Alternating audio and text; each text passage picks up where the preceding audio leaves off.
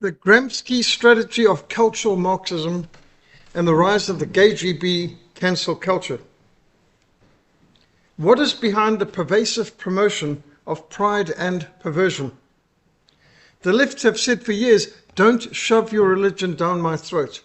And yet the left happily, literally shoves their religion down our throat. Literally. Where did this movement come from? What are its tactics and its objectives?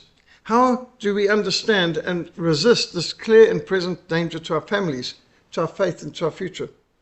And you can see in pride marches literally goat's head, satanic symbols, pentagrams, Satan loves gays, and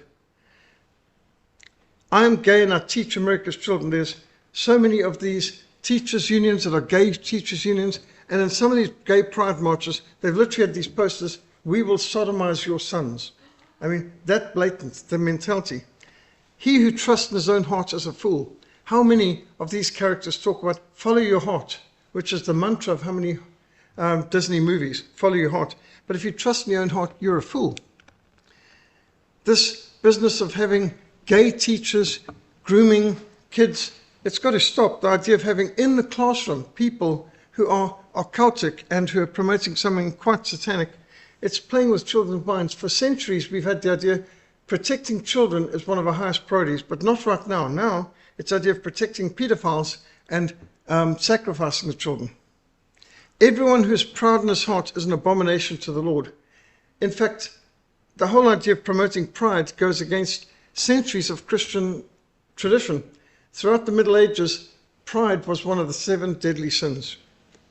So June is really Grooming Awareness Month, grooming kids to be abused. Everyone knows that pornography can be used to groom people for abuse. In fact, it's known that pedophiles use pornography to groom kids and to also train people who are being human trafficked for prostitution. Pornography and prostitution are two sides of the same coin, and often presents itself like a mermaid, but actually it's more like a monster underneath the surface. St. Augustine of Hippo pointed out it was pride that turned angels into devils. The first devil was actually the archangel Lucifer, who was the light bearer, and he was lifted up in his heart into pride, and therefore he got cast down to earth. Pride is sin. A high look, a proud heart, and the ploughing of the wicked is sin, we read in Proverbs 21:4. The wicked, through the pride of his countenance, will not seek after God. Psalm 10, verse 4. And Jeremiah 50, verse 31 says, Behold, I'm against thee, O thou most proud, saith the Lord God of hosts. So pride is negative. I took these pictures yesterday. This is outside Woolworths, downtown in the waterfront. Express your own pride. And these are all pictures taken from yesterday at Woolworths. A man's pride shall bring him low. It'll not be a blessing to Woolworths or any of these banks and other companies that are promoting pride. Own, express, celebrate your pride. And with the ID being bold, sort of, I suppose, your identity. Your identity you need to be proud of. But God resists the proud, but he gives grace to the humble. God resists the proud, but he gives grace to the humble, is what James 4, verse 6 says. And yet you've got churches, so-called churches, like the United Methodist Church has just abolished being a church. They officially have received themselves as embracing the whole LGBTQ agenda. And there was no debate at the United Methodist Church conference in America recently. Can you imagine? No debate. We're just adopting everything to do with LGBTQ. And that means gay priests, gay bishops, gay marriages, the whole deal. Gays running Sunday school, grooming the kids in Sunday school. Can you imagine? This is the symbol for the Episcopal Church of America. The pride of your heart has deceived you, says Obadiah 1, verse 3. In fact, there are many Episcopal congregations now in America who are seeking to come under African bishops in supervision. So you've got the Episcopal Church in America seeking African bishops in Nigeria, in Kenya, and in Uganda to be their spiritual oversight because their bishops are apostate in America. For the look on their faces bears witness against them. They proclaim their sin like Sodom. They do not hide it. Woe to them. They've brought evil on themselves. says Isaiah 3, verse 9. I mean, here's somebody dressed up like a devil saying, I bet hell is fabulous. Well, I'll bet it's not. Gay pride is actually what got Sodom fried. A haughty look, a proud heart, and applying of the wicked are sin. And yet the White House decided to put themselves up in gay colors. This is under the Obama administration. Well, it's been pointed out that the first fireworks in honor of Pride Month were the fire and brimstone rained down on Sodom and Gomorrah. Not a very good beginning, and yet this is what the Americans seem to think. What do they want? You can see Empire State Building, Disney Castle, the Magic Castle in Disney World, and even Niagara Falls, which is a place, by the way, where people traditionally go for honeymoons, and putting them all in gay colors, really and truly. Woe to those who put darkness for light and light for darkness. Woe to those who put bitter for sweet and sweet for bitter. Woe to those who are wise in their own eyes and shrewd in their own sight. Isaiah 5:20. Patrick Buchanan warned a long time ago of the death of the West, how dying populations and immigrant invasions imperil our country and civilization. Now, for decades, Europe and North America have been having a dying population. First of all, myths of overpopulation and bombard the people with propaganda, then the pill and more sterilizations and abortions and euthanasias. Well, now, the ultimate way that's going to guarantee your population will die is if you promote the gay lifestyles and transgenderism. And just in case some kids may change their mind, they are promoting gender-affirming care, which means mastectomies for healthy young girls and castrations for healthy young boys. And they call that gender-affirming care. This is sterilizing a whole generation. Now, this goes along with bombarding the kids with all kinds of propaganda. You're evil because you're white, you're evil because you're male, you're evil because you're European or German or American. And then, but there's a way out. If you want to get out from being one of the evil oppressors, you can't change your race, but you can change your gender. Now, if you change your gender, you move from being an oppressor to being the oppressed. And so here, the carrot being held, you're being beaten with a stick all the time, but you can take the carrot, change your gender, and you instantly will no longer be one of the oppressors, you'll be one of the oppressed. And so these poor guilt-manipulated kids are being confused into, in some cases, being cajoled and bullied by the teachers to having irreversible surgery that they call gender-affirming care, which call it what is it? Mutilation of kids. Suicide of a superpower. Will America survive to 2025? Patrick Buchanan was Ronald Reagan's strategist, speechwriter, and historian. He's written some brilliant books. And the point is, the United States is committing suicide. There's nothing more insane than taking 10 commands off the walls of your schools, banning prayer, kicking the Bible out of schools, legalizing abortion, booing God. Democratic Party literally took God out of their constitution. And when somebody was suggesting putting God back into the Constitution, the delegates booed God in the Democratic Party convention, the DNC. We have the ANC, they have the DNC, Democratic National Convention over there. And it is suicide. But when you want to wave around the pride flags, and do you know American embassies all over the world fly the gay pride flags every June from embassies. You might recall what led to the collapse of the, I was going to say Saigon, but I'm talking about Kabul. In Afghanistan, 2021, they were flying the gay pride flag throughout June, and then everything just fell apart in July, and the American army fled in disarray and just absolute confusion, and they left behind chaos.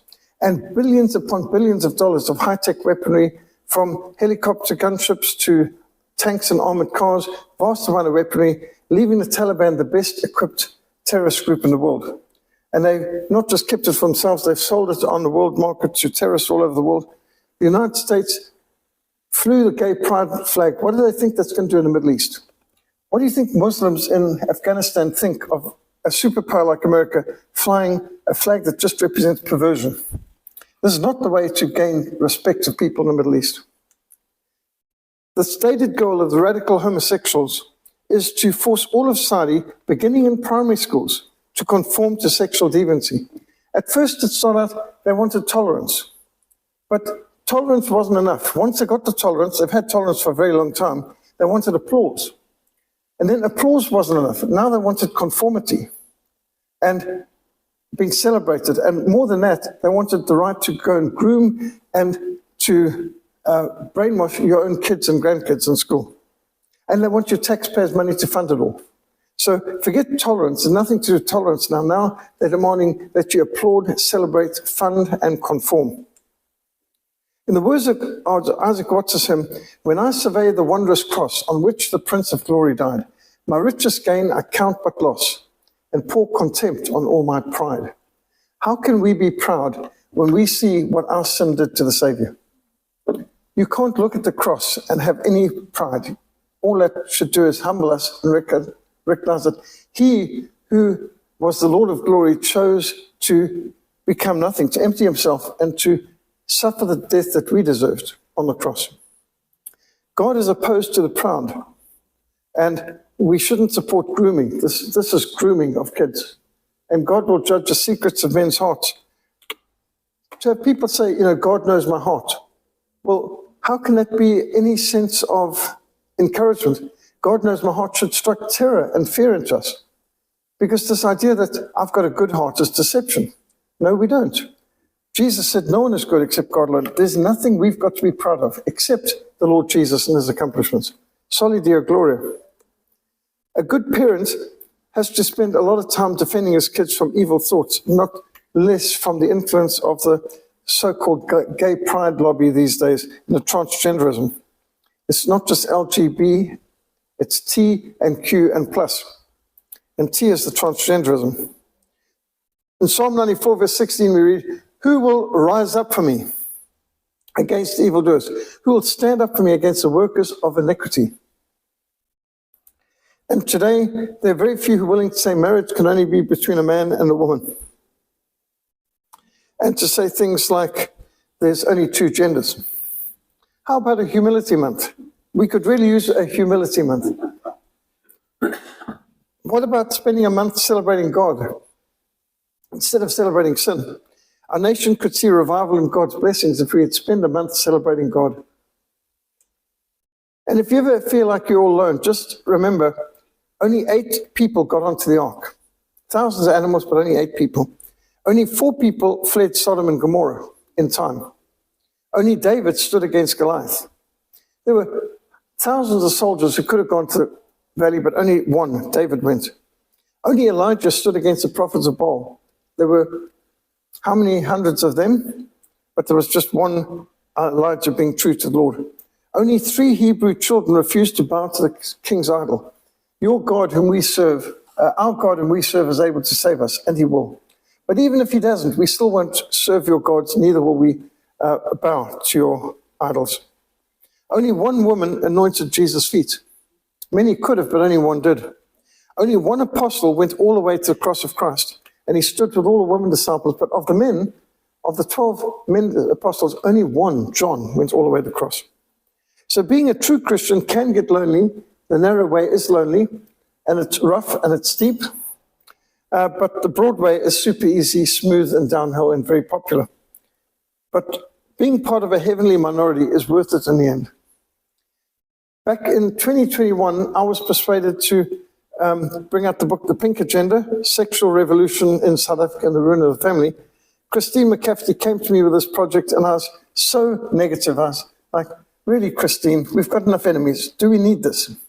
And she says, yes, we do. And she showed me that from their own websites, the homosexual agenda was to legalize homosexual marriage, which in 2001, when we first brought this out, people were saying, don't be ridiculous. Nobody's talking about homosexual marriage and all that sort of thing, and access to groom the kids. And we saw it coming because Christine did the research, and she showed this is what's on their websites, this is what's in their manifestos, this is what's coming. And so we were ahead of the curve. Before Focus on the Family, before James Dobson, before anyone in the world, we brought out the first book calling out the agenda of the Pink Agenda, really 2001. And this book got banned, the first book to be banned in Nelson Mandela's New South Africa. Although it was under Mbeki, to be fair. It got banned, and we appealed and we got unbanned. But it's had an age restriction put on it. Nobody under 18 allowed, so we had to put an age restriction stickers on and things like this. And this book was so successful, we did a 4,000 print run and was sold out so fast. We had exclusive books and others wanting to buy it.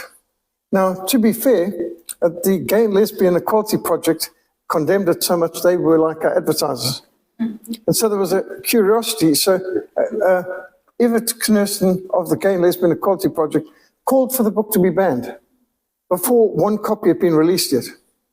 And then he banned it because he was part of the Publications Control Board, and then he praised himself for banning it. So, talk about conflicts of interest. So we got it unbanned, and as a result, we got 100 radio and TV programs in the space of just a couple of months, all about this book. Radio, TV, national, international, super successful because we blew the whistle and we alerted people around the world to it. Well, recently I brought out a revision, an expansion, The Rise of the Gay GB and the Pink Inquisition, which is so important because that's what we're facing right now. Have you heard of the Frankfurt School of Marxism, of cultural Marxism? How many people know what I'm talking about, the Frankfurt School? Okay, then we've got to explain what that means. So situation ethics are eroding the ethical foundations of society, but is it accidental, spontaneous, or is this planned? Humanism has obviously rejected the law of God, and instead it's vigorously promoting situation ethics. Like, is it right to sleep with your girlfriend before marriage? Well, it depends. Is it right to steal? Well, it depends. Is it right to kill someone? Well, it depends. So it depends on the situation. Situation ethics. Amorality. You put an A in front of something that denies it. So a theist believes in God, an atheist doesn't believe in God. Morals is something you have. Amorality is no morals. Like Bill Clinton is amoral, for example. Existentialism is another word for what really matters is me, myself, and I, my personal experience now. Who cares about history? Who cares about the future? It doesn't matter about anything else. The only thing that matters is my personal experience now. That's existentialism. This is the philosophy of Hollywood. This is the philosophy of UCT and so on. Hedonism is a word for, it's not the same as heathenism, although it's overlapped somewhat. Hedonism is just live for pleasure. Eat, drink, and be merry. Wine, woman, and song. That sort of thing. That's hedonism. Pornography, well, that is the writings of prostitutes, just to take the word pornography. Homosexuality, of course, that's the whole LGBTQ.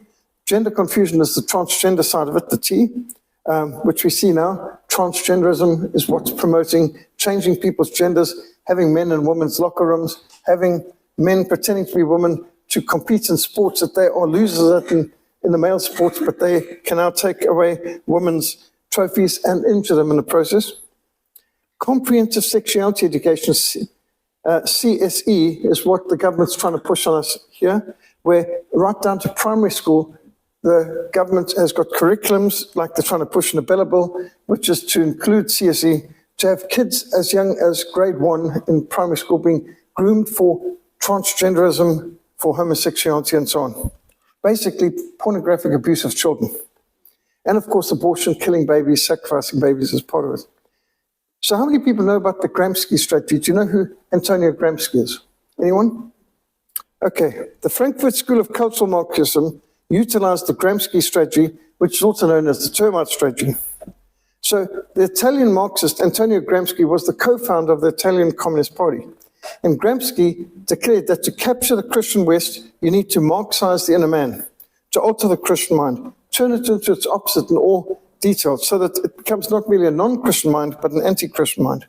So Antonio Gramsci was part of the Frankfurt School. After the Bolshevik Revolution, a group of Western Marxists got together in Frankfurt, and they discussed how can we replicate the Bolshevik Revolution in Western Europe. And the conclusion was, we cannot. Lenin got lucky, super lucky. The correlation of forces of the First World War and the fall of the Romanov dynasty was a once-off phenomenon that's not going to happen again. We've got zero chance of organizing a Bolshevik-type revolution in Germany or in London or anything like that. Europe is too Christian. The only way to bring about communism in Europe is to destroy Christianity. Christianity is the main obstacle to a Bolshevik revolution in the West.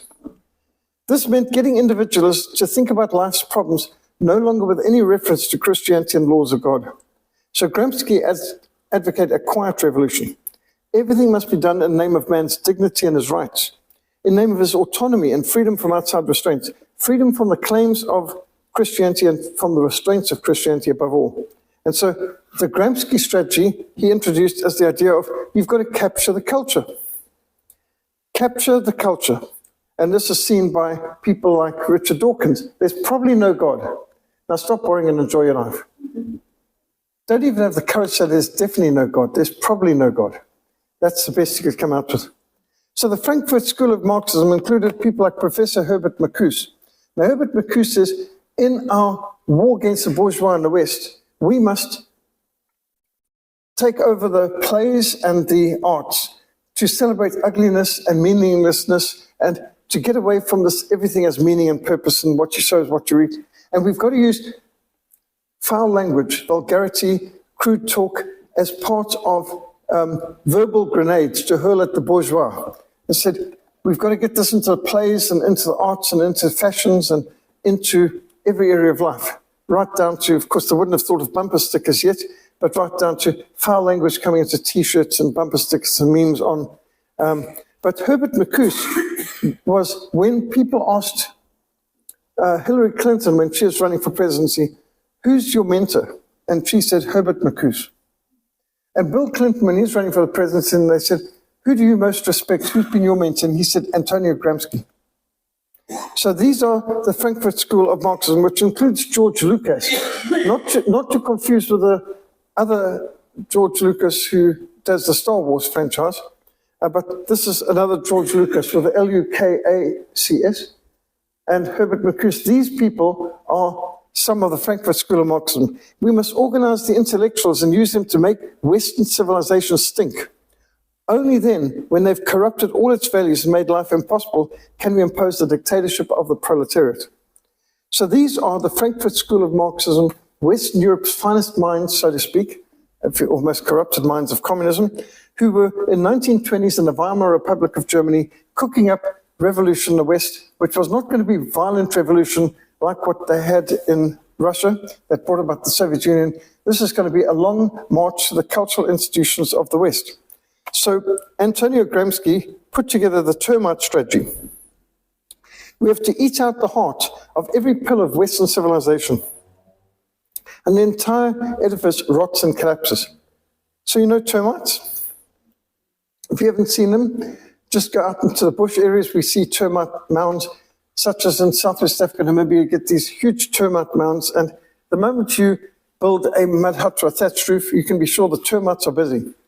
You lie under a thatched roof and you can feel all day and night the bits and pieces falling on your face. It's not just bits of dust. It's as the termites eating through the thatch, what falls off on the side of their mouth falls down you, and you think it's dust, but it's a termite eating out your roof. And of course, they're not just busy with the thatch, they're busy with the wood as well. That's where you've got to treat the wood. But they eat the heart out of every pillar of Western civilization. This is the goal of the termite strategy, until the entire edifice rots and collapses. This is what the cultural Marxists want you to think is normal, natural, and healthy. Perfectly normal, natural, having men walking around in this kind of bizarre way. And of course, multiculturalism is part of it. They want to get rid of the homogeneity and the cohesion of any country, break the whole society down. To sideline Christianity is the main goal. Deal with issues without reference to the Bible. So think, for example, of who is this famous American actor who had a show where he behaved so well, turned out he is a groomer and a race, he is a Bill Cosby. So the Bill Cosby show, a nice, intact family where they never pray, they never read the Bible, they never go to church, and they solve all their problems without reference to God. Everything's solved just because they, secular humanists in every way. And that's a classic case of the Gramsci strategy. Critical theory, you can call it too. Their goal, the secularization of society. You don't need God, you don't need Christianity, you don't need religion. Drop it in the trash can. Literally, that's their philosophy. Destroy Christianity. Going to hell and proud. That's a classic case of the results of the Gramsci strategy. Getting people to make a joke about God's eternal judgment and getting people to popularize secularism. If Jesus returns, kill him again. undojesus.org. T-shirt, dump Christianity in trash can. In fact, I've even heard some of these people saying, if Jesus comes again, we're going to kill him and cremate him so that he can't rise again from dead. I mean, how's that for a stupid comment, just for starters? The Lord's not restricted by things like, if you die in a plane crash and incinerated, the Lord can still raise your body. If you're eaten by a shark, he can raise your body. Nothing could keep the Lord down, no matter what they try. But this is the mentality of some people. Can you imagine how foolish people can be?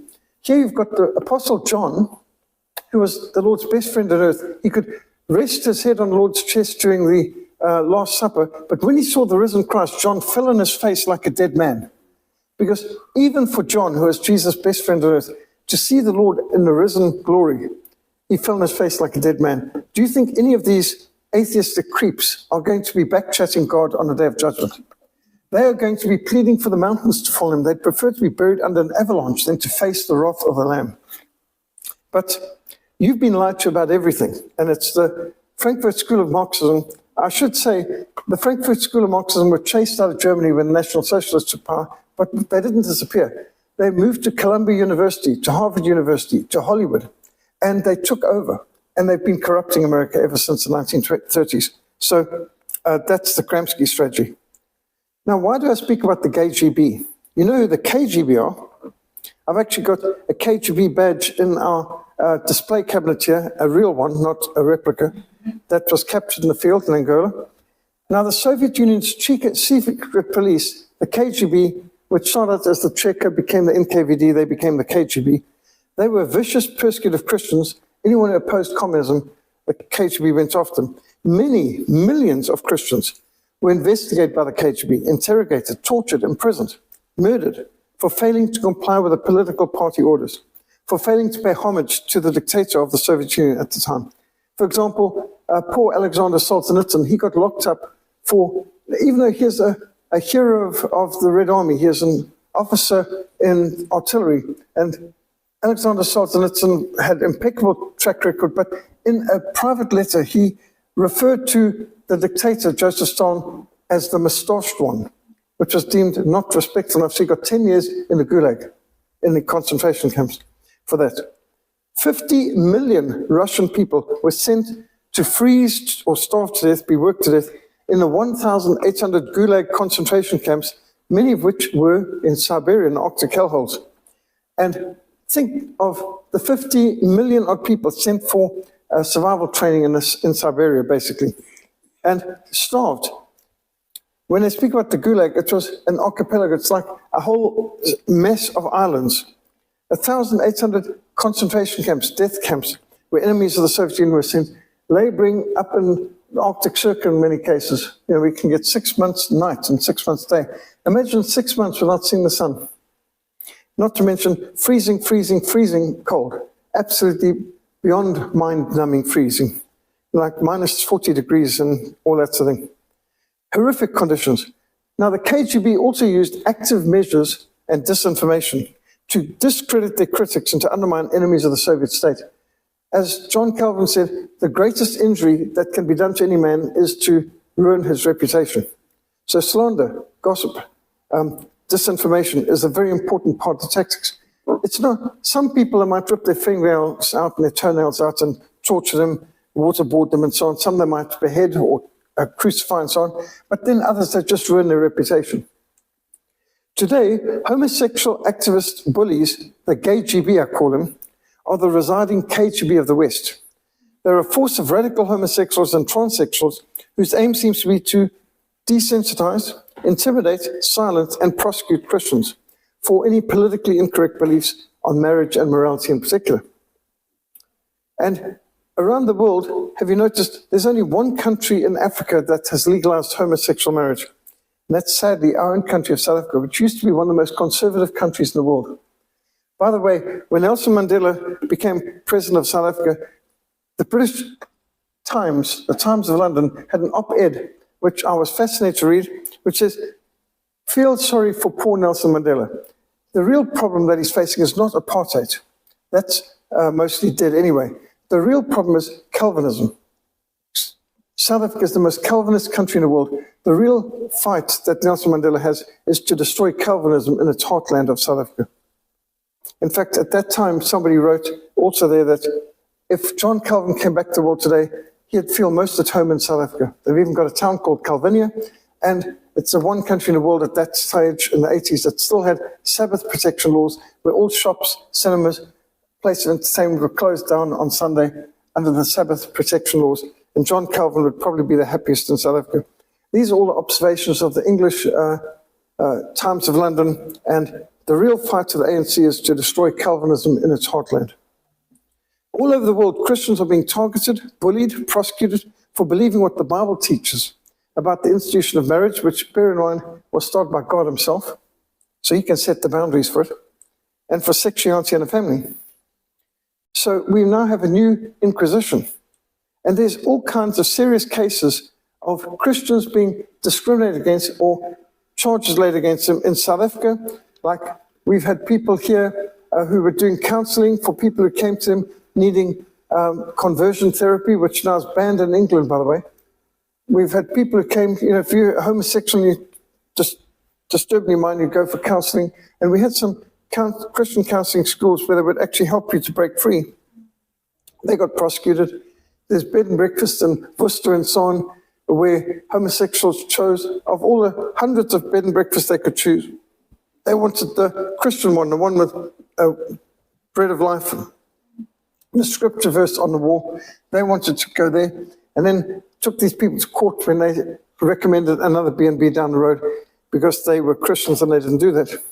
Sweden, they locked up a pastor for preaching what Romans 1 says, even though he said you've got to love homosexuals and show them respect, but he described homosexuality as an abomination before God. And the pastor, Acker Green, who's in his 70s, got arrested and sentenced to jail for what he preached on the pulpit. Germany, all kinds of things happen. United Kingdom, we've had pastors beaten up for preaching against sin, all sin, in Hyde Park, and the police standing back doing nothing, and then not arresting the people who assaulted the old man in his 70s with grey hair, but arresting the senior citizen who had read what the Bible says. America, you've had all kinds of bizarre things. Canada is one of the most hostile when it comes to anybody who commits a thought crime. And they harass, prosecute anyone who expresses their thoughts and their beliefs about homosexuality that isn't groveling and repeating the mantras. So support your local gay GB thought police. We design thought police, closed minds, stop thought crimes. Report those who think for themselves or who quote from the Bible. So the gay GB. Now, to understand the thought crimes, you've got to know 1984. Who here has read 1984, the book? Okay, good. I mean, some people know that one. So, ignorance is strength, war is peace, freedom is slavery. George Orwell was once a British policeman in Burma. He was a communist, and he served throughout the Second World War as a propagandist for the BBC. And by the way, he said he modeled Mini-Truth or Ministry of Truth on the BBC. And you would notice, when I first read 1984, it was a school textbook in Rhodesia. So we were required to study 1984 as a school textbook, which is very interesting. Well, I thought this is a book exposing Joseph Stalin in the Soviet Union. But then why did George Orwell base it in London, in England? Airstrip 1, as he called it. And why did he base Mini-Truth on the BBC? Not on Pravda, not on Izvestia, he based it on the BBC. And I think many people forget the fact he was warning the West about these dangers. This isn't just exposing this what happens in the East. Football, beer, and above all gambling filled the horizon of their minds. To keep them in control was not difficult. George Orwell tried to communicate to people, so he came up with this brilliant idea of Animal Farm. Animal Farm was also a textbook that we had to study in school in Rhodesia, a lot more meaningful than the nonsense they give you today. Now the poor kids are getting English assignments such as reading Harry Potter. And assignments in English, write out a spell to put a curse on somebody. And what animal would you like to shapeshift into? And one of the English classes, plan a bank robbery. You know, we don't have enough bank robbers in South Africa. Plan a bank robbery. What vehicle will you use for getaways? What weapons will you use? This is an English assignment out in Gauteng. Animal Farm is pretty original and brilliant. It basically depicts the animals in rebellion against the farmer and the politicians as pigs. All animals are equal, but some animals are more equal than others. And the geese and so on and ducks are walking around chanting, 4 legs good, 2 legs bad, 4 legs good, 2 legs bad. So they started out with 7 commandments and ended up with only 5. Whatever goes on 2 legs is an enemy. Well, because the pigs start to walk on their hind legs, they abolished that one. Whatever goes on 4 legs or has wings is a friend, and that got abolished. No animal shall wear clothes.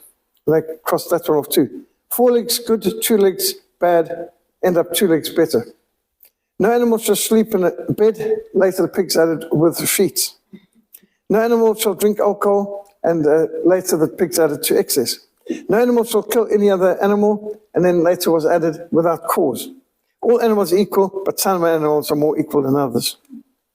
And Animal Farm is a brilliant insight to how communism works. And when I met a whole lot of people who'd been in Angola in the communist concentration camps, they were all ex-communists, and I was having a supper with them, and their favorite book, Animal Farm, and they also like 1984. Well, 1984, Big Brother is watching you. Make this pledge. War is peace. Freedom is, slavery is freedom. Ignorance is strength. So George Orwell says, political language is designed to make lies seem truthful and murder sound respectable. Just think of how they can use terms like technical incursion. It's not an invasion. Going into North Korea was a technical incursion. And then it wasn't a war, it was a police action. And then it wasn't terror bombings of civilian centers, it was collateral damage, saturation bombing, or strategic bombing, or area bombardment, and so on. And it's not an abortion, it's a termination of pregnancy. They're not killing the baby, they're just removing the product of conception. And there are all these nice little euphemisms. Well, George Orwell concluded his book 1984 saying, every record has been destroyed or falsified. Every book rewritten, every picture has been repainted, every statue, every street building has been renamed, every date has been altered, and the process is continuing day by day and minute by minute. History has stopped. Nothing exists except an endless present in which the party is always right. George Orwell wrote, not George Orwell, Alexander Solzhenitsyn wrote the book, We Never Make Mistakes. And that's the slogan of the Communist Party in the Soviet Union. We never make mistakes. And of course, he really exposes that, but that's the mentality. And truth is now the new hate speech. Political correctness is destroying the very fabric of society. Never before in history have people been so afraid to stand up against absurdity for fear of being labeled a racist or a homophobe or a bigot or a transphobic bigot. Getting rid of political correctness is what we need to do. We've got to get people talking again. I mean, you could stand up and say, there's only 2 genders. Marriage can only be between a man and a woman. Men do not belong in women's sports. Make women's sports female again. I mean, those are thought crimes. You can get into deep trouble for saying any of that. And those people say, I don't want to get involved in politics or in controversial matters. Well, the price of apathy towards public affairs is to be ruled by evil people. Plato said that 2,400 years ago. So when you have a person saying, I'm not interested in politics, you need to say to them, well, politics is very interested in you. And when you say, I'm not interested in politics, you're saying, I don't mind what the government does with my money, my property, my life, my children, my grandchildren, because politics is going to determine all sorts of things, right down to whether you're allowed to breathe air and oxygen, or whether you've got to wear some face diaper, whether you're allowed to run around an empty field. I mean, they were interfering in every people's life, and then an untested chemical substance, a DNA-altering drug, could be put into your body without your choice. You have to have it if you want to travel, you've got to do it if you want to keep your job. And to think the state could determine right down to the level of how you respond to medicine, which normally was a person's choice.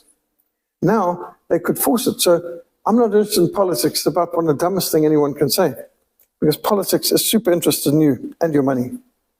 Well, the Marxists, starting with Antonio Gramsci identified 5 primary culture-carrying, culture-transforming institutions which need to be infiltrated and subverted.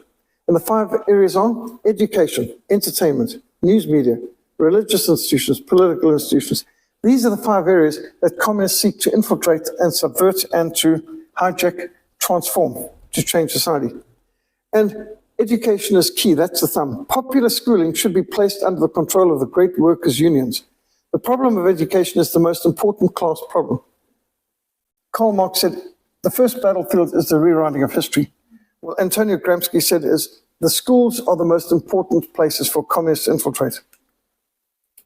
And entertainment. Everyone's influenced by entertainment. Now, we're not just talking about Hollywood.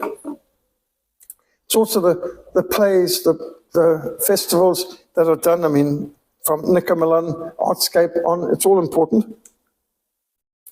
News media is seriously important. And right now, you know, there's 6 people in America who control all the media in America. 6 individuals. The mass media is dominated by communists. Now, you know, there's junk food for your body, and there's junk and garbage for your mind as well in the media. And so, if you think of some of the most unhealthy so-called food, junk food or non-food out there in society, CNN and BBC and so on is worse than that for your mind. If you want to neutralize your brain and get your brain fat and flabby and thoughtless and stupid, then watch the Clinton News Network or the Bolshevik Broadcasting Corporation or SATV, which is the voice of the ANC, or any of these other mindless groups.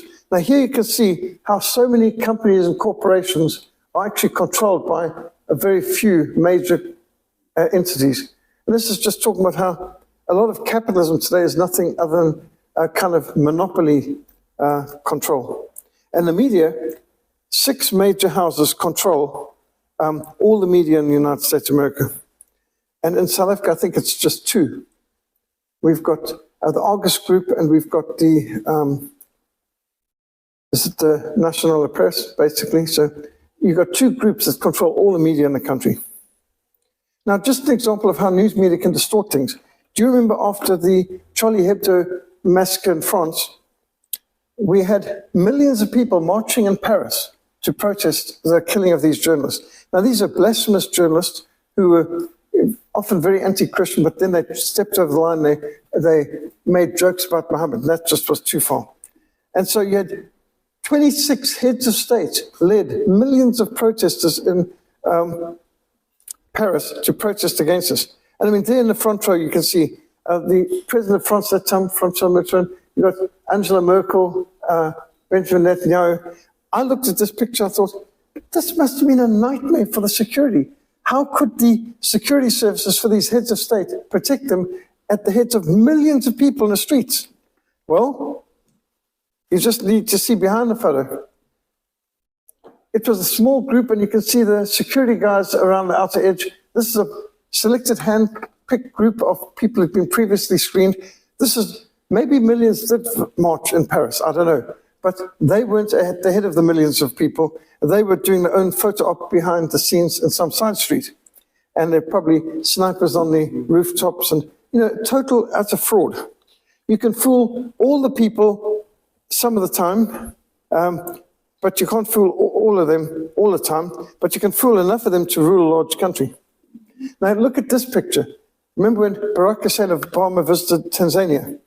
Here he is, and look, the cameraman is crouching down, the 2 cameramen, to give a picture, an impression like in the previous pictures. Here's President Obama, so popular and so unconcerned and brave. He's walking in the middle of a crowd of people, shaking hands all over the place.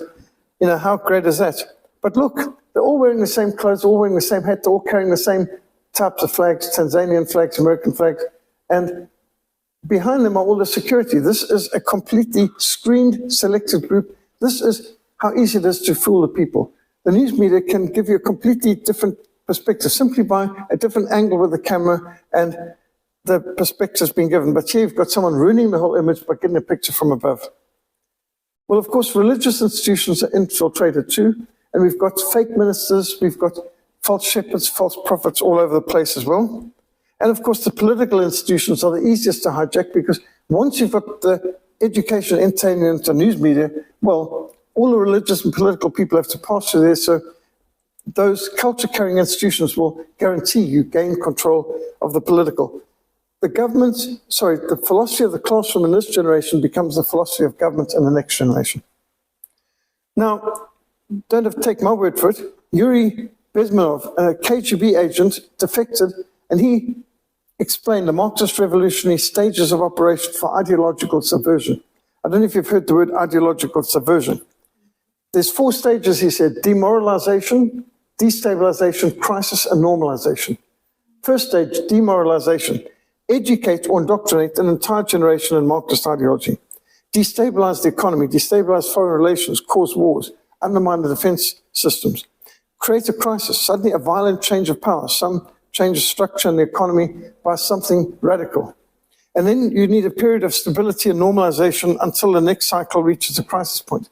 So you've got to, just like if you think that you are hammering a nail into the wood, you've got the time of relaxation, you pull the hammer back, and then you bring the hammer forward. Now, each time you pull the hammer back, that's not the end of it. The pulling the hammer back and the bringing the hammer down is part of the same process. So you have crisis, normalization, and you have a constant back and forth. Others put it this way: 2 steps forward, 1 step back. 2 steps forward, 1 step back. You see, when the people start waking up and getting concerned, well, take a step back. They say, oh, we can go back to sleep, and so on. The highest art of warfare, he said, is not to fight at all, but to subvert anything of value in the country of your enemy, until such time that the perception of reality of your enemy is screwed up to such an extent that he does not perceive you as an enemy. You can take your enemy without a single shot being fired. So this is a KGB agent explaining how active measures works. So demoralization, he says, takes about 15 to 20 years. You've got to break down the religion, the education, the media, and the culture. You put up false heroes, false role models. You monopolize, manipulate, discredit. You focus on non-issues. You get people into a death wish, promote ignorance, permissiveness, relativity, uninformed myopia, addictive fads and masses. And so you change the structure of law and order. You make law and order about legislature, not a moral issue. So people mistrust justice. I mean, just think now that you can have people who are criminals, who rape and murder, and they somehow don't get brought to prosecution. But you can have somebody who did some technical infraction, some minor issue, and the law pours a ton of bricks in their head. And it's not balanced. Now, how is it that you've got people out there who are able to steal hundreds of millions of rands in this country? Just think of the state capture, think of the corruption, the 500 billion rand COVID relief fund, 500 billion that we were promised for the people whose businesses were being destroyed, their income was being ruined, but don't worry, we're going to compensate. Did that ever get paid? No, it got lost, it got stolen. State capture. Who has ever been brought to account? Who has ever given restitution? Who has ever ended up in prison for all the corruption, theft, stealing, not billions, trillions of rands over the last 30 years? And yet, somehow or another, you can get pulled over for not wearing a seatbelt or for some problem with your tires aren't the right depth or something, and some technical problem, you had a mirror that's not working properly, or you didn't renew your license or something like this, and they could throw the book at you while other people get away with literally murder, looting, just arson, and all that sort of thing. So law and order becomes more legislature, not moral. And in social relations, it's all about rights of some people, not their obligations. And then you undermine the intelligence, the police, the military, internal politics, all kinds of antagonisms, and foreign, you undermine the society in every way that you can, break up the family. If you want to destroy the family, they're doing a pretty good job. So just think, for example, my wife went to Austria for her school reunion, and of all of her friends in school, she was the only one still married. Some of her friends had never even gotten married, others were divorced. But in Austria, you get paid more for being single and being a single mother. You'll get taxed more if you're in a marriage relationship with children. So some of her school friends were living with their boyfriends and so on, but not getting married because she got more money and paid less taxes for being a single mom, even though she's living with a boyfriend, because she's got a child and she's not married. And so the taxes penalize families for getting married and they reward families for not being married. So what's going to happen? And then I went to Omaha, Nebraska, and there was a large community of Sudanese there. Now, the Sudanese have very strong families in Sudan, and the children are very well behaved. But what did I see in the United States, in Omaha? The children were running around riot, making absolute chaos during the church service, and the women were all dressed like whores. I mean, really absolutely disgusting behavior and clothing. And the men were explaining to me during the mealtime on Sunday, well, the women very quickly learned in America that if they can divorce their husbands, which there were feminists and so on coming along to explain to them how they would get a lot of money if they had divorced their husbands, and they'll get more money if they have the children in their custody, and the state will pay them for this. And so just about every family broke up. The kids were going to state schools, and they were, in church with their baseball caps reversed around, and the girls often had all kinds of jewelry and makeup and weird, bizarre hairstyles, and the clothing was shocking, and just the whole thing was dysfunctional. These people just a few years ago were living intact lives as dedicated Christians in churches in Sudan. Just a few years in America, and they were wrecked. And it was absolutely staggering how the society could be broken up just by moving from Sudan to America. And they were there studying, like many of them were there studying to be engineers, doctors, and so on. And so I asked them, so when are you coming back to Sudan? And they just laughed at me, like, are you stupid? We're not going back to Sudan. And I was saying, your country needs you. We need engineers, we need farmers, we need medical doctors and so on. And they were like, we're in the land of plenty, getting all sorts of freebies. And meanwhile, their children are going to hell. Many of them on drugs and all sorts of problems. If you want to wreck your family, you take them to America. That's a quick way of wrecking them, although Britain can do a pretty good job of that too. Australia and Canada can also wreck you. And the amounts of people I know, friends who went to Canada said to me a while ago, he said, the shocking thing is you can go to a braai place in South Africa and you've got 40 people who've got 40 opinions. You go to Canada, you have 40 people who have only one opinion. It's a government narrative. He said the Canadians can't think outside the box. They can't question. Whatever the government is saying on the government-controlled media, that's what the people were repeating to one another.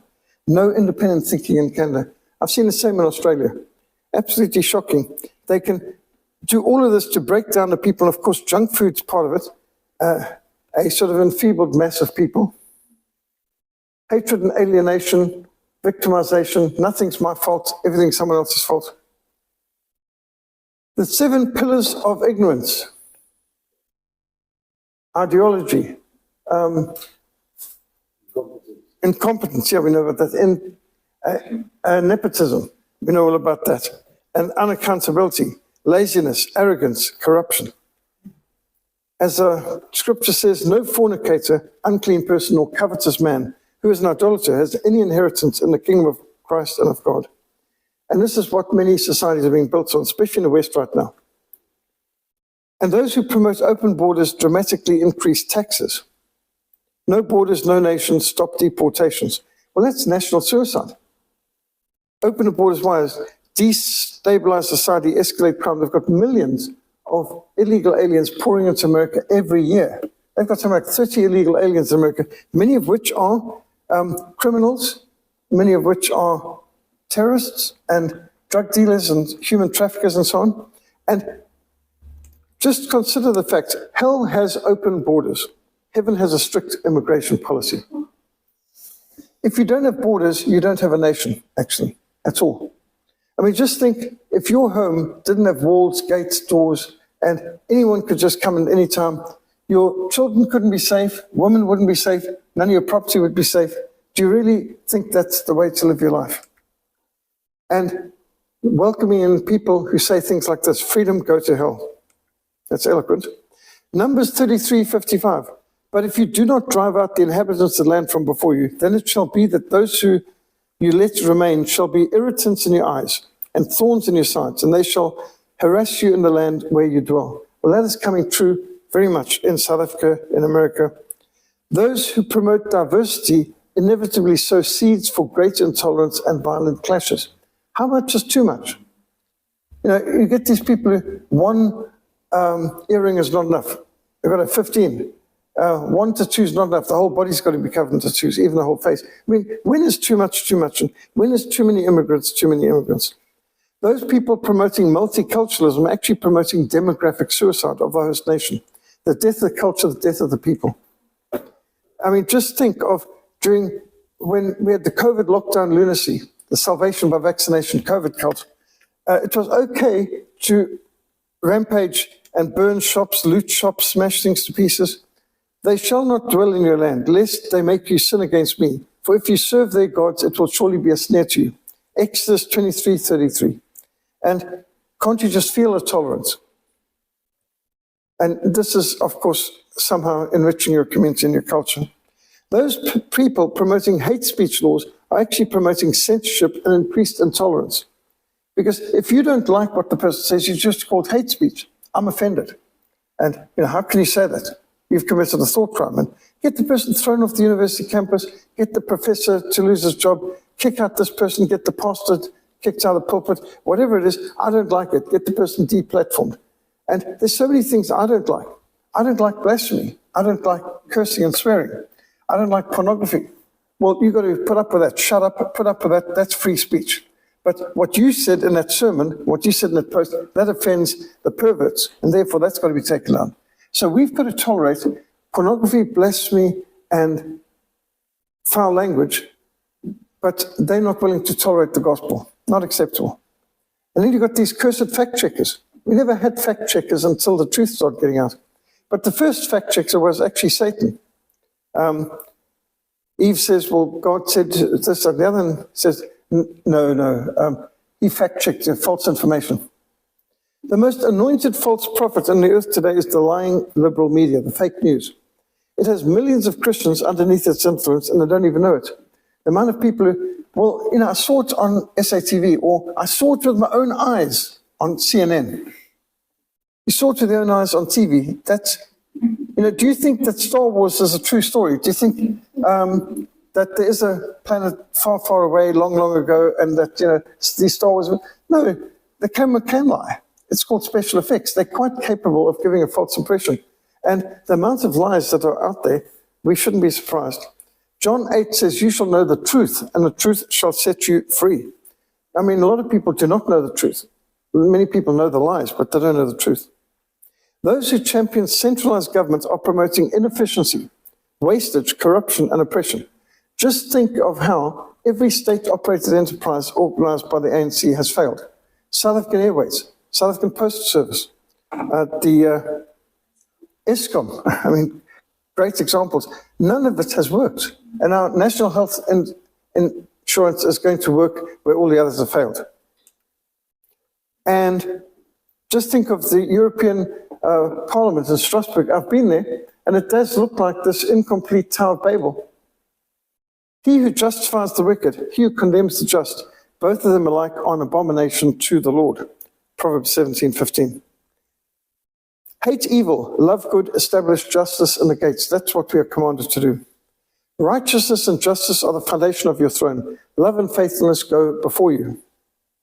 Those promoting defund the police, you see written on the street, defund the police, they're actually encouraging even worse riots, worse looting, worse chaos, and inevitably vigilantism. Because what happens, like you can see in the Cape Flats, many people get fed up when the police don't do their job. Local communities have a quick kangaroo court lynch mob and burnouts, or deal with the person who abused the kids or raped the kids and so on. And the vigilantes will sometimes get the wrong person because they no longer have the patience or the trust in the judicial system. They don't trust the police who are corrupt. They don't trust the judicial system to bring justice. So they rather take the risk of getting the wrong person because they are taking the law into their own hands. And of course, taking the law into your own hands is super dangerous, but it's inevitable. Somebody is going to become a vigilante because they are sick and tired of nothing being done by the state. So the failure of the state is going to lead to vigilantism.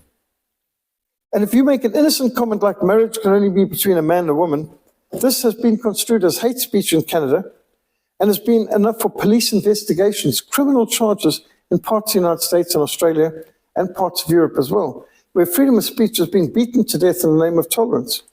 You've got adoption agencies targeted for preferring to place children for adoption in homes with a husband and a wife, rather than with homosexual live-in lovers. New Zealand had a big song and a dance over a homosexual couple, one being Asian, the other being New Zealander, adopting some little kid. And it came out later that this front page Exhibit A of homosexual love and adoption turned out to be, they were abusing this poor child who was being systematically raped, not just by these two homos, but they were selling out. People were traveling for sex tourism from around the world to New Zealand, where this child was being rented out to perverts from different parts of the world. And that was New Zealand's Exhibit A of how homosexuals should be allowed to adopt kids. Well, there's a higher percentage of child abusers amongst the homosexual community than amongst the heterosexual community. And so adoption agencies have traditionally wanted a man and a woman in a marriage relationship as the preferred adoptive parents. Well, those who've gone the other way it's all been proven to be very counterproductive. Tolerance is beating freedom of speech to death. A hate crime requires thought police. And this is what we've got now, fact checkers and thought police coming on. You can't say that. I've posted things on Facebook which have been taken down within seconds as the fact checkers said was missing some information or whatever, and, fake news.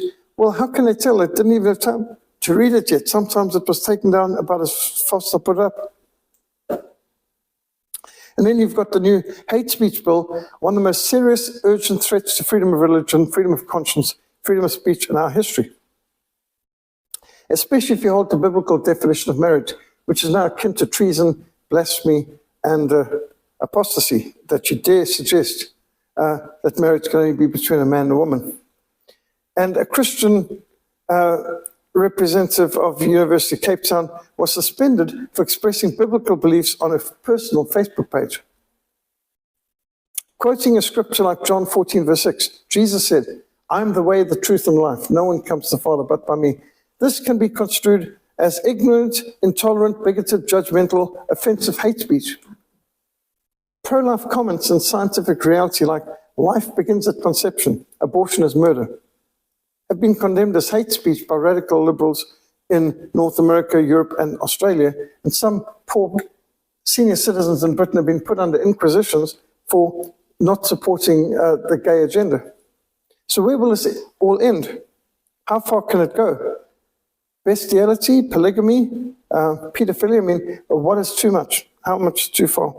The answer to that is George Orwell's 1984, where thought police prosecute thought crimes. It's not just what you do now, it's why you do it, or what your motives are, or what your thoughts were behind it. Did you see this video of this poor woman in Britain who was approached by the police and asked, "Were you praying?" And she says, "Why do you ask?" Because she's standing across the road from an abortion clinic. It's an offense to pray here. What were you praying about?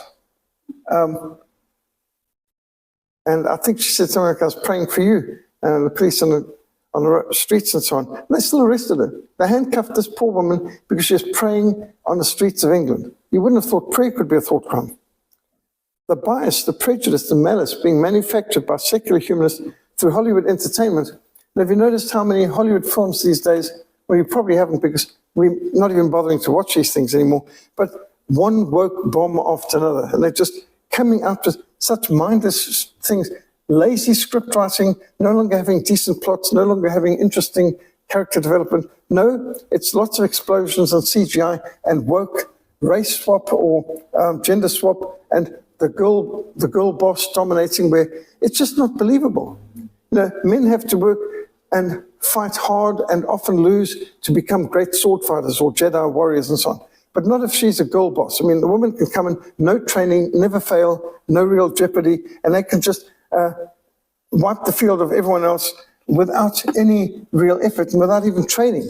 Just unbelievable. And audiences are switching off, and one after the other, the Hollywood films are just crashing at the box office because people are getting sick of it.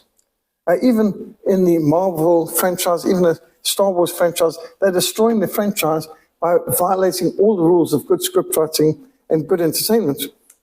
But it's more important to brainwash you and to present a woke agenda than it is to produce a good film, it seems now. And talk about the mainstream news media, the secular humor school textbooks, lies, lies, and more lies. Increasingly intolerant political legislation is providing a sinister tool chest, an armory for anti-Christian intimidation, harassment, and prosecution. This scene comes from when Obama and his court legalized homosexual weddings in America, and as a result, the homosexuals celebrate by having a mock crucifixion of Christ at the Gay Pride March. This is not just anti-marriage, this is anti-Christ. The goal of cultural Marxism is destroy the family, destroy religion, destroy private property, to destroy the nation. And the family is the basic building block of society. This is cultural Marxism, this is the Frankfurt School, this is the termite strategy. And there's a whole story as well about how the gay mafia has hijacked the Catholic Church. It started back in the 1920s when the communists determined to infiltrate churches. The easiest church to infiltrate was the Methodists. They had no standards. They just walked in and wiped them up. The Catholics were harder. How are you going to get people to infiltrate the Catholic Church? Who wants to infiltrate a church which requires celibacy for the priests and nuns? No problem. They turned to the homosexuals and lesbians who, communist homosexual lesbians from the 1920s targeted the Catholic Church. And now a gay mafia has taken control of the Catholic Church. There's a whole study we've done that's showing that the sex scandals in the Catholic Church are not sex scandals, they're not church scandals, they're homosexual scandals. And it's communist atheists that infiltrate into church. This is a double whammy. They get to discredit the Catholic Church, and they get to have a lot of fun too while they're doing this, abusing the choir boys and whatever else is out there. So the gay mafia in the Catholic Church is part of the same infiltration technique. Where the battle rages, there your loyalty is proved. Martin Luther declared, if I profess with the loudest voice and the clearest exposition every portion of the truth of God's word, except precisely that point which the world and the devil are at that moment attacking, then I'm not confessing Christ, however boldly I might be professing him. For where the battle rages, there the loyalty of the soldiers proved. And to be steady on all the battlefront besides is mere flight and disgrace if he flinches at that point. You can imagine you might be a soldier and you were guarding the quartermaster store and the trumpet raged and you had to gather to this point that's under attack and you stayed where you were. Well, later on you can imagine, well, why didn't you come and join the fight? Well, I was faithfully guarding the quartermaster store as I was assigned to do. Yes, but didn't you hear the alarm? Didn't you hear the call to come to that point the wall that's under attack? It's flight and disgrace if you say, well, I'd prefer to serve here where it's safer than over there where I was really needed at that urgent moment. The sex scandals tolerated and covered up for so many years with the Catholic institutions are terrible scandals, but the biggest scandal is what's behind it. The most sexually permissive environment on earth, Hollywood, is awash in even more horrific scandals than the Catholic Church has been too, by the way. Just think of Harvey Weinstein, who produced so many major films, has got so many, what do we call these Academy Awards, these silly golden idols. And the amount of famous stars who testified they had to allow themselves to be sexually abused by Harvey Weinstein, the producer, to get lifted up into the stardom that they got. And it was a trade-off in many cases. And they started to blow the whistle. I mean, some of the most famous films produced, including Mandela Long Walk to Freedom, Weinstein production, disgusting, blasphemous, filthy, foul-mouthed pagan, Harvey Weinstein. And then people were shocked. I mean, he produces vile, perverted, sick films, and then people are shocked to find he's a vile, perverted, sick person. I mean, who would have imagined? And of course, a friend of some of the most powerful people in America. And yes, I mean, think no further. And of course, we've got the Bill Cosby, who turned out to be a serial rapist as well, even though he was the exhibit A of the humanist man who could solve every problem, have an intact family without any reference to God. It's not just Harvey Weinstein. There's an entire subculture of pedophilia, rape, abuse throughout the whole of Hollywood, and some of the most famous stars involved in Epstein's Island and Weinstein's pedophilia, abuse of female stars and so on. The Catholic Church has been hijacked by homosexuals. And the situation is now similar to anti-Christian Inquisition of the Middle Ages. Contrary to public perceptions, the Inquisition was not a group of Christians mercilessly persecuting unbelievers. The Inquisition was the exact opposite. if you read the court records of the inquisitors, such as in Fox's Book of Martyrs, it becomes clear the inquisitors were by no means Christians at all. Pagans had hijacked the Catholic Church in the Middle Ages, and they vindictively condemned to death Christians who believed the Bible, who translated the Bible, or were taught the Holy Scriptures. And they would ask simple questions, about them, and if they found that they rejected transubstantiation, or if they confessed that they translated the Bible into common language, that would be enough to have them condemned to death.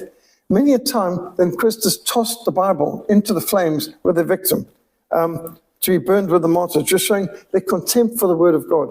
No real Christian would do that. If you've read Fox's Book of Martyrs, of the cruel persecutions endured by the Waldensians, the Huguenots, other Protestant reformers, you know the Inquisition was anti-Christian. There was nothing Christian about the Inquisition. So it's not the church abusing the pagans, it's the pagans who hijacked the church abusing the Christians. And the Inquisition occurred at a time of blatant corruption.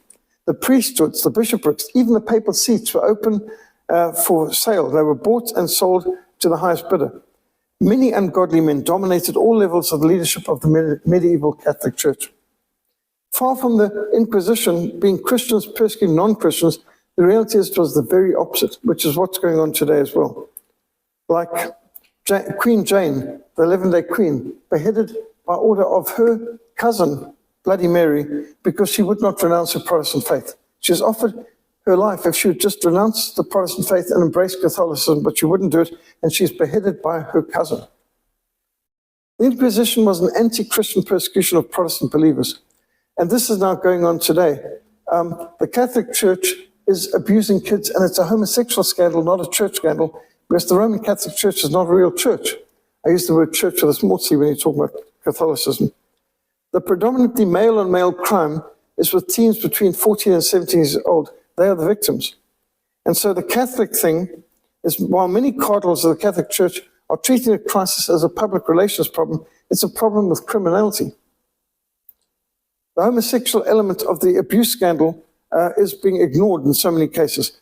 It's not a church scandal, it's a homosexual problem. And yet you've got homosexual writers blaming the church for the scandals, but this is a homosexual scandal, and it's also a communist strategy to infiltrate and neutralize these churches. And Benedict XVI prohibited declaring homosexual men to be admitted to the seminary. But Pope Benedict saw the homosexual problem was a problem, and he got pushed out pretty quickly for this. Pope Francis, who's very pro-homosexual. The same people who continue to put increasing pressure on churches to accept homosexuals for ordination and legalize homosexual marriages are the same people who scream abuse when many of these very people they've been campaigning for turn out to abuse the young boys entrusted to their care. Just like what they're doing with the Scouts. The Scouts in America, by the way, they've just changed the name from Boy Scouts of America to Scouting in America, because they're admitting girls, they're admitting transgenders, they're admitting pedophiles as well as Scoutmasters. You know, what a wonderful amount of victims they've got there when you've got a pedophile allowed to be a Scoutmaster. And what do you think is going to happen from here? Just insane. Pope Francis, the Quran and the Holy Bible are the same. Jesus, Muhammad, Jehovah, Allah, we're all children of God, regardless of the name we choose to address him by. I mean, how on earth is this even sensible? It doesn't matter. God made you like this, he says to homosexuals. The so-called Pope Francis, in the past we used to say, is the Pope Catholic? Well, that used to be an obvious question. And yet now the Pope is not Catholic. Now he says, God made you gay. And who am I to judge about the gays? Well, he's promoting them. Therefore God gave them up to uncleanness, the lust of their hearts, to dishonor their bodies amongst themselves. They exchanged the truth of God for a lie. And so the gay GB mafia is protecting the predator priests in the Catholic Church. 30% of Catholic priests in America have homosexual orientations, and amongst bishops, it's as high as 50 to 60%. So the higher you go in the Catholic Church, the higher the percentage of homosexuals. And this is part of the communist strategy of Antonio Gramsci to infiltrate the Catholic, or all the churches with homosexuals and communists. We have to focus on what is the cause of these children, young children, seminarians, continually being abused by predatory priests, and this is what we have to stop. One of the ways of doing this is the disciplining and the firing of bishops who have been protecting these pedophiles for decades. The homosexual network protects and promotes its own. That's what's causing this continuous cycle of abuse in the seminaries, in the rectories, in the secretaries, and in the schools. People are justifiably terribly angry that people sat on this information, no action was taken. Priests were put back into circulation, but this is now a day of reckoning for the so-called Catholic Church. Gay is welcome. Can you do that? Is the Pope Catholic? Who am I to judge? They all knew. All of them knew. There's been noticed the inappropriateness of the Vatican hosting hundreds of children and young people in Rome to discuss youth, faith, and vocation with the bishops. And this is amongst some of the most homosexual-dominated, pedophile-dominated institutions in the world. We have not even resolved this problem, and we are going to be exploiting children at the Synod on Youth, all to expand the teaching of the Church with respect to homosexuality. Pope Francis is imploding the Catholic Church. He is doing to the Vatican what Biden is doing to America. Catholics for LGBTQ equality, really. This is what is up. It has to be stopped. It's a danger to the children. It's a danger to the church. It's a danger to the faith. Therefore, God gave them over in the sinful desires of their hearts to sexual impurity for the degrading of their bodies with one another. It's an ugly thing that's going on. And to think this is happening in a church, although it's an apostate church, but still, most people can't tell the difference between a real church and an apostate church. They changed the truth of God for a lie. God gave them over to shameful lusts. Even the women exchanged natural relations with unnatural ones. I couldn't believe walking around London recently, the amount of people in London who've got full tattoos over their faces, their arms, and I thought London, which used to be the capital of Christian civilization, sending out missionaries around the world, and now they look like the pagans on the Pacific Islands and the cannibals that Charles Darwin was documenting back in the 1800s. And just staggering. In the same way, the men abandoned natural relations with women and were inflamed with lust for one another. Men committed indecent acts with other men, and they received in themselves the due penalty for their perversion. And people are parading themselves like this on the streets of London. Although they knew God's righteous decree that those who do such things deserve death, they not only continued to do these very things, they also proved those who practice them. Aristotle wrote 2,400 years ago, tolerance and apathy are the last virtues of a dying society. The last things that you believe in a dying society is tolerance and apathy, tolerance of evil, apathy. What one generation tolerates, the next generation will embrace, or should we say celebrate, said John Wesley, and it's true. Toleration is a device being used to introduce a new law system as a prelude to a new intolerance. When I was growing up, the liberals were saying censorship is wrong, we should be tolerant. But the moment they gained control of society, suddenly they wanted censorship again, and anyone who disagreed with them was to be censored. God hates sin. There are 6 things the Lord hates. Yes, 7 are an abomination to him. A proud look, pride is first. A lying tongue, hands that shed innocent blood. A heart that devises wicked schemes. Feet that are swift in running to evil. A false witness who lies. The one who sows discord amongst his brethren. Proverbs 6. God hates sin. It is for freedom that Christ has set us free. Stand firm then. Do not allow yourselves to be burdened again with the yoke of slavery. You, my brothers, were called to be free. Do not use your freedom to indulge a sinful nature, but rather serve one another. We've got to protect our children from this LGBTQ perversion. People who believe men cannot become women should be sent to Soviet-era labor camps for re-education, according to Goldsmiths University's LGBTQ plus society.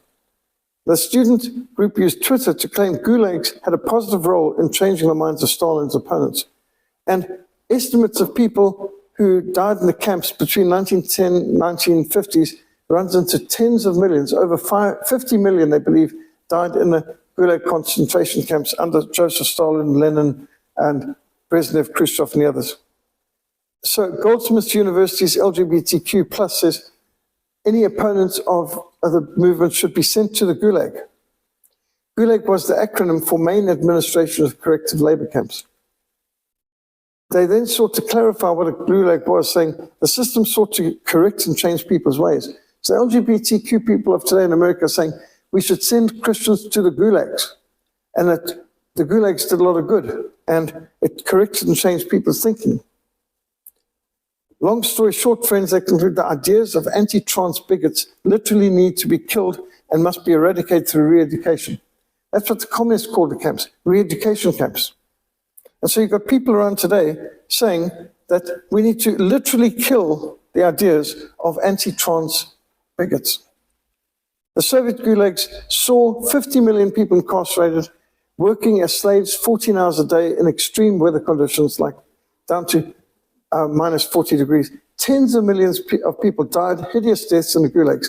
And you've got intellectuals in America saying this would be a good idea for the Christians of today who are anti-trans.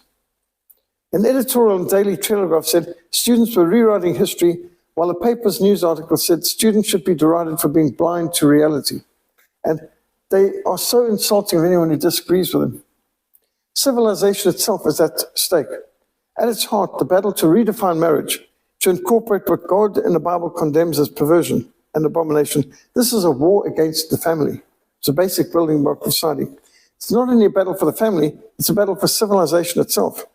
Of the 26 civilizations that are recorded in history, none survived the public toleration of homosexual perversion. Whether you're talking about the great Roman and Greek civilizations, they collapsed when sexual morality was subverted. Homosexual perversion represents the terminal stage of the collapse of any civilization. That's true for the Greeks, and you see the ruins all over. It's true for the Romans, you see the ruins of that empire. It's true for the Mayans and the Aztecs and the Incas, and you can see the ruins today of what used to be great civilizations, absolutely destroyed once homosexual perversion was tolerated. And these ruins stand, the stones cry out. This is insane. None of these civilizations, the Incas, none of them survived tolerating homosexual perversion. That was the terminal stage of their civilizations. And now you can see the ruins. Similarly, you can see in the collapse of the Aztecs, the Mayan, the Inca civilizations, the role of sexual perversion, which included ripping out beating hearts and throwing women down long wells and so on. And multiculturalism is a philosophy of self-destruction. God gave them over in the sinful desires of their hearts to sexual impurity for the degrading of their bodies with one another. We went through this verse, and here it is again. It would still be wrong even if the government was to legalize all these things because God's word condemns it. Just as God used persecution to both purify and revive the church in countries where Christianity is illegal, so God will use this issue of homosexual activism and state bullying to purify his church in the West. So in one sense, we can see this is a good sifting of the church. Those who refuse to bow or bend to Caesar's demands will, like Daniel and his friends, shine like the brightness of the firmament, and those who turn many to righteousness like the stars forever and ever. We need to stand against sin, and we need to rise up against evildoers, stand for the Lord against the workers of iniquity. To be right with God has often meant to be in trouble with men. Have nothing to do with the fruitless deeds of darkness, but rather expose them. And we've made a stand, marching to Parliament, to protect the sanctity of marriage. One man and one woman for life is marriage. All that's necessary for evil to triumph is for good people to do nothing. We must love our neighbor, and that means we've got to reach out to our homosexual neighbors with Christian love and concern, sharing the liberating gospel of our Lord Jesus Christ with them. I've led several homosexuals to Christ and several lesbians to Christ, and I must say they were thrilled to be free. It's not unloving to share the gospel with your neighbors, but it's against the law in Britain. Conversion therapy, where you change a person's orientation from homosexuality to anything else, is against the law. But we cannot submit to this counterfeit marriage movement, this falsehood. We can't stand by while our children are subjected to brainwashing, who are being bullied to declare good and normal what God has condemned as sinful and perverse. Woe to those who call evil good and good evil. Woe to those who put darkness for light and light for darkness. Woe to those who put bitter for sweet and sweet for bitter. Woe to ministers of the gospel who are turning themselves into promoters of perversion. So if you're at the First Church of Honesty, you might have something rock concert, followed by someone's opinion and a poor exegesis. This is more than a battle over marriage. It's a battle for the family. It's a battle for religious freedom. It's a battle for Christian civilization. More than that, it's part of the New World Order's war against God. This is actually a war against God. Freedom has set us free. Do you know that there was a family conference set up by Russia in the Kremlin where they celebrated families, and there was over 100 countries represented, and it was about pro-life, pro-family, reviving the Christian roots of Europe. Can you imagine the Kremlin, which used to be the heartland of atheism, is now championing bringing people back to the Bible, back to putting Bibles in hotel rooms, chaplains in the army, and this is the flag they designed for this, of representing man and woman with 3 children. And this is the straight pride flag, they call it. Russia's answer to gay marriage. And you can see people in Russia protesting against the gay agenda. And even in France, I don't know if you knew that there's still people with backbone in France. 1 million people gathered in Paris to protest the state's legalization of homosexual marriage in Paris. Gives you a bit of hope. There is resistance out there. Not everyone is insane. And so our book, Rise of the Gay GB, Pink Inquisition, and the Audacity film by Ray Comfort, these are tools that can be used to try and win homosexuals to Christ and protect our children from the gay GB and the pink agenda. I've got copies of a newsletter I wrote on the Rise of the Gay GB and the Pink Inquisition. Please help yourself. It's on the table by the top of the stairs. And another related one is the book Taryn produced on Porndemic, how the pornography plague affects you and what you can do about it. Pornography and the gay agenda are very much intertwined, and it's disturbing how many people get sucked into porn, and these days it's even kids in primary school with their phones and so on, and that often takes people from porn also into the homosexual and transsexual agenda. So these are weapons that have been designed to help protect families in the protection of the faith, the family, and our future. Charles Spurgeon once said, concerning homosexuality, this once brought hell out of heaven on Sodom. Avoid hell, repent, trust Jesus today. Those are the kind of billboards we need. Scripture abandoned in the culture leads to relative morality, hopelessness, and meaninglessness. You came from nothing, you're going nowhere, life is meaningless. No wonder people commit suicide. But to give you some encouragement, these are some of the people we mobilized in the March to Parliament to protest against Mandela's and Ramaphosa's plans to paganize this country. Grondwet op Kortsevet, constitution based upon God's law. We made a stand, we filled Cape Town, tens of thousands of people marched, and we filled Cape Town. We were solid from the castle to Parliament, all the way along Adderley Street, Strand Street, and just show the amount of opposition to this government's paganization, and that was back in 1995. And you wonder, where are all these people now? What happened and what did they vote? And how is it that our society has put up with so much paganization? There was such a horror in 1995. They're trying to legalize abortion, pornography. They've got to get in the streets and protest it. Now we have trouble to mobilize a few people for a protest at Life Chain. But there was huge outrage at the beginning, and people rallied under the banner, back to the Bible. Righteousness exalts a nation, but sin is a reproach to any people. And we need to get back to the Bible. This man just to the side of me was sent from the President's office to summon me to meet Mandela on the Thursday. We marched on Tuesday. On the Thursday, I met with Mandela, who tried to persuade me that what they were doing was for the good of the country and so on. Well, God's word gives us the guidance. Philippians 4 verse 8. Whatever things are true, whatever things are noble, whatever things are just, whatever things are pure, whatever things are lovely, whatever things are of good report. If there's any virtue, if there's anything praiseworthy, meditate on these things. These are the standards for entertainment, news media, religious institutions, and education as well. If my people who are called by my name will humble themselves and pray and seek my face and turn from their wicked ways, then will I hear from heaven, I will forgive their sin and I will heal their land. If we want God to heal our land, he says we need to humble ourselves, pray, seek his face, and turn from our wicked ways first. Where the Spirit of the Lord is, there is freedom. Choose for yourselves this day whom you will serve. But as for me and my household, we will serve the Lord. Who will rise up for me against the wicked? Who will make a stand for me against the workers of iniquity? This is why we must smash cultural Marxism, which includes the Frankfurt School, Gramsci strategy, termite strategy, which I think now we can all understand why things are happening like they are. These kind of presentations you'll find under frontlinemissionsa.org, and we've got a video and audio gallery under resources, drop-down menu that you can find them. And this is also on our web, but we've got hard copies at the top of the upstairs at the table as well.